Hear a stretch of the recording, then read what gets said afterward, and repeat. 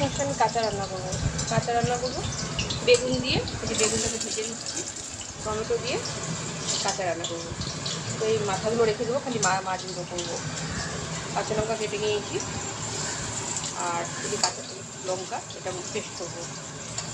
আজকে পোস্ত নেই, তার জন্য সাদা সরষা দিয়েই আজকে আমি বেশি মতো কাঁচা রান্না করবো। এই দুটো পেস্ট করে নেবো। এবার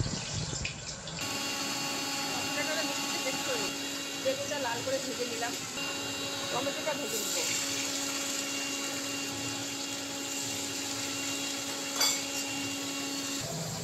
এবার মাছটার মধ্যে অল্প হলুদ দিয়েছি, এই যে পরিমাণ মতো লবণ আর হলুদ দিয়ে দিলাম।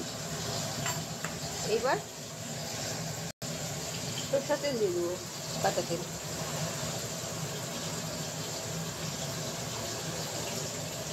সাদা সরষেটা পেস্ট করে রেখেছি, সেটা এবার দিয়ে দিব। আমি একটু অন্যরকমভাবে করবো, তাকে কাঁচাতে থেকেও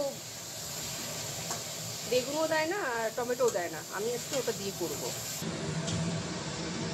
এবার আমি এর মধ্যে সরষের তেল দিব।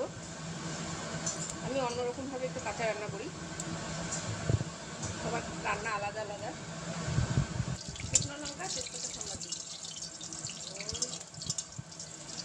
বলে কিছুটা বলে দিই, কালো জিরা আর শুকনো লঙ্কা সম্বাদ দিব। মাথাটা খেতে নষ্ট, রান্না করছি না তো ওজন্যই।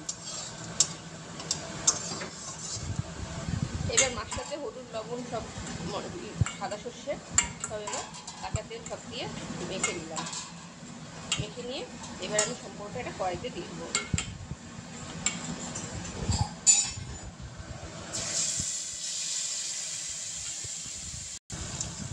কড়াইতে এবার দিয়ে দিলাম।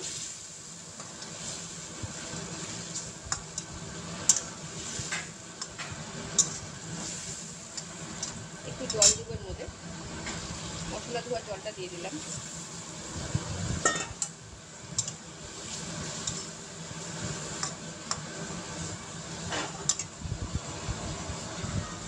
কাঁচা লঙ্কাগুলো কেটে রেখেছিলাম, দিয়ে দিব। আর এই যে বেগুন আর এই টমেটোটা ভেজে রেখেছি যে, এটা আমি এবার দিয়ে দিব।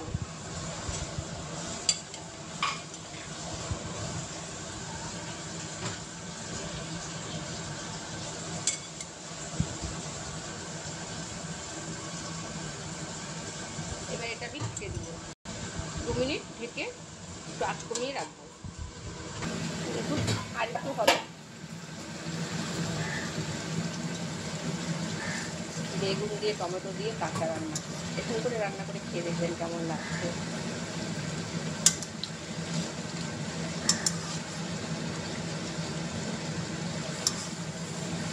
আপনাদের আন্দাজ মতো মশলা দিবেন।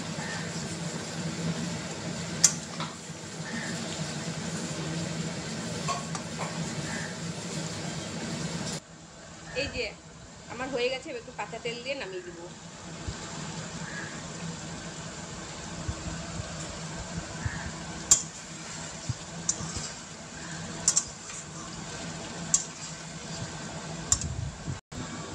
দেখুন আমার কাঁচা মাছ টমেটো দিয়ে বেগুন দিয়ে করা হয়ে গেছে। এইভাবে রান্না করে খেয়ে দেখবেন। আমার রান্নাটা অন্যরকম, তা আমি সাদা সর্ষে দিয়ে করেছি, পোস্ত না, সর্ষে দিয়ে করেছি। এইভাবে রান্না করে খেয়ে দেখবেন কেমন লাগে, অবশ্যই কমেন্ট করে জানাবেন। আমার রান্নার পদ্ধতিটা আলাদা, আপনারা হয়তো অন্যভাবে কাঁচা রান্না করেন, অনেক রকমভাবে কাঁচা রান্না করা যায়। আমি এটা ফার্স্ট এটা আমি অ্যাপ্লাই করলাম। আর পুরো রান্নাটা দেখতে হলে পুরো ভিডিওটা দেখতে হবে আমার, দেখে অবশ্যই কমেন্ট করে জানাবেন। চলুন তাহলে, ভালো লাগলে লাইক করুন, শেয়ার অবশ্যই করুন। টাটা।